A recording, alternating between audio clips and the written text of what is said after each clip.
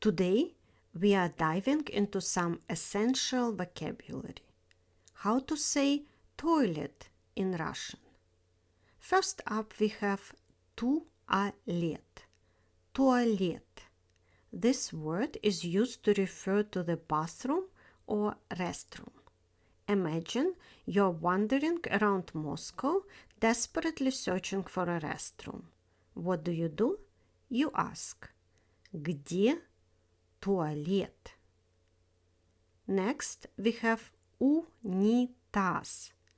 Унитаз. This word specifically refers to toilet bowl.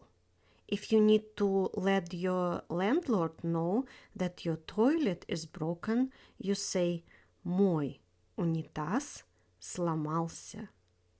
Finally, if you hear the phrase «вечерний туалет», it refers to formal or evening attire and can be translated as evening dress or evening wear.